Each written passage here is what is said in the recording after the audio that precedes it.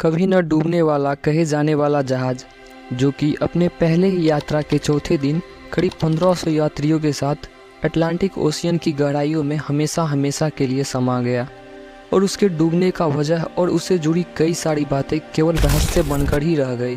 दोस्तों, हम बात कर रहे हैं RMS टाइटैनिक की, जिसे अनसिंकेबल जहाज़ माना गया था। मतलब ऐसा जहाज़ जो कभी डूब ही नहीं सकता। तो चलिए दोस्तों, आज के इस वीडियो में हम टाइटैनिक के बारे में थोड़े डिटेल्स में जानते हैं। तो कहानी की शुरुआत होती है 21 मार्च 1909 से, जिस दिन से टाइटैनिक बनना शुरू हुआ था। इस जहाज़ को बनाने में करीब 3000 मजदूरों ने काफ़ी मेहनत की थी, जबकि टाइटैनिक बनाने के दौरान ही 2 मजदूरों की जान भी चली गई थी। इस जहाज़ को व्हाइट स्टार लाइन कंपनी ने बनाई थी। इस जहाज़ की लंबाई 882 फीट 9 इंच, चौड़ाई 92 फीट 6 इंच और ऊंचाई करीब 175 फीट थी। इतने बड़े जहाज़ को देखकर हर कोई इसके पहले यात्रा का हिस्सा बनना चाहता था। बात है 10 अप्रैल 1912 की, जिस दिन टाइटैनिक को अपने पहले यात्रा के लिए निकलना था।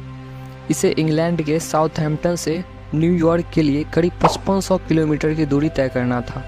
करीब 2223 यात्रियों के साथ यह जहाज़ अपनी मंजिल के लिए इंग्लैंड के साउथहैम्पटन से 10 अप्रैल 1912 को निकला। लेकिन सफ़र पर निकलने के केवल 2 ही दिन बाद, मतलब 12 अप्रैल 1912 से इस जहाज़ को आइस वार्निंग्स मिलना शुरू हो गया। लेकिन जहाज़ के कैप्टन एडवर्ड जॉन स्मिथ इस वार्निंग्स को इग्नोर कर दिए। जहाज़ के कैप्टन स्मिथ और white star line company Titanic को सबसे बड़ा और महंगा जहाज़ होने के साथ साथ सबसे तेज़ चलने वाला जहाज़ भी बनाना चाहते थे। अब तक करीब 6 आइस वार्निंग्स मिल चुकी थी, लेकिन जहाज़ उसी रफ्तार से आगे बढ़ रही थी। 14 अप्रैल 1912 की वो अंधेरी रात, जिस दिन आसमान में चांद नहीं निकला था, लोग अपने अपने कंपार्टमेंट में सो रहे थे। कड़ाके की ठंड में 2 क्रू मेंबर्स केवल सितारों की रोशनी में जहाज़ के क्रूज नेस्ट पर बैठकर आने वाले मुसीबतों को देख रहे थे। करीब 11:39 पर निगरानी कर रहे क्रू मेंबर्स फ्रेडरिक फ्लीट ने अचानक सामने एक बड़ी सी काली चट्टान को देखा। एक्चुअली वो एक बड़ा सा बर्फ का टुकड़ा था, जिसका वजन लगभग 1.5 मिलियन टन था। काली और शांत तैर रही इस बर्फ के टुकड़े को अचानक देखने के बाद फ्रेडरिक फ्लीट ने बिना 1 सेकंड भी गवाए घंटी को 3 बार बजाया और टेलीफोन से नीचे कहा कि सामने एक बड़ी सी बर्फ का चट्टान है।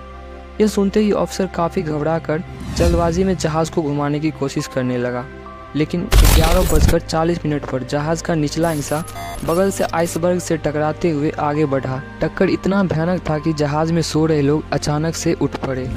इस टक्कर के बाद जहाज़ को एक जगह रोक दिया गया, जिससे लोग और भी घबरा गए। जहाज़ पर चारों तरफ अफरा तफरी मच चुकी थी, क्योंकि जहाज़ के निचले हिस्से के क्षति हो जाने के कारण जहाज़ में तेज़ी से पानी घुसना शुरू हो गया था। तभी जहाज़ के डिजाइनर और कैप्टन स्मिथ को लगने लगा कि अब जहाज़ डूब जाएगा, क्योंकि जहाज़ के 5 कंपार्टमेंट में पानी घुस चुकी थी। इसलिए जहाज़ में उपस्थित लाइफ बोट्स को निकाला गया। चूँकि टाइटैनिक को कभी नहीं डूबने वाला जहाज़ कहा गया था, इसलिए इस पर केवल 20 लाइफ बोट्स ही मौजूद थे, जबकि इतने बड़े जहाज़ के लिए करीब 64 लाइफ बोट्स का होना जरूरी था। पहली लाइफ बोट्स उतारी गई, जिस पर केवल 22 लोगों को ही बैठाया गया, जबकि इस पर करीब 60-65 लोग आ सकते थे।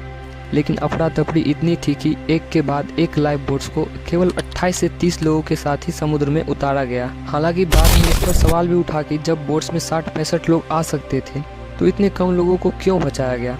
वो मंजर इतना भयानक और दर्द भरा था कि उसे देखने वालों की रूह कांप गई। लोग इधर से उधर अपनी जान बचाने के लिए भाग रहे थे। दूसरी तरफ जहाज़ के अगले हिस्से में पानी काफ़ी मात्रा में घुस गई थी, जिसकी वजह से जहाज़ आगे की ओर 10 डिग्री तक झुक गया था और जहाज़ का पीछे का हिस्सा पानी की सतह से काफ़ी ऊपर उठ गया था। करीब 2:30 पर जहाज़ के पीछे का हिस्सा जहाज़ से टूटकर अलग हो गया और जहाज़ 2 टुकड़ों में बंट गया। अब जहाज़ का आगे का हिस्सा पूरी तरह से समुद्र में समा गया था, जबकि पीछे का हिस्सा एक बड़े झटके के साथ पानी की सतह से टकराया और वो भी धीरे धीरे डूबने लगा। करीब 2:30 तक टाइटैनिक पूरी तरह से डूब चुका था, लेकिन अभी भी कुछ लोग अपनी जान बचाने के लिए पानी में तैर रहे थे। पर पानी का टेम्परेचर -2 डिग्री सेल्सियस होने के कारण वो भी कुछ ही मिनटों में मौत के शिकार हो गए। दोस्तों, कभी न डूबने वाला कहे जाने वाला जहाज़ केवल 2 ही घंटों में अटलांटिक ओशियन की गहराइयों में करीब 1500 यात्रियों के साथ हमेशा हमेशा के लिए समा गया। टाइटैनिक को डूबने के बाद उसे काफ़ी खोजा गया, लेकिन सब नाकाम रहे। 73 साल बाद 1 सितंबर 1985 को कड़ी मेहनत से टाइटैनिक को समुद्र की 12,600 फीट की गहराइयों में देखा गया। अभी टाइटैनिक के दोनों हिस्सों के बीच की दूरी करीब 850 मीटर है। जिसे देखने के लिए कई रिसर्च टीम जा चुके हैं। हाल ही में 2023 में टाइटैनिक नाम की एक पनडुब्बी में 5 अरबपति लोग टाइटैनिक के अवशेष को देखने गए, लेकिन वो पनडुब्बी भारी दबाव के कारण विस्फोट का शिकार हो गई।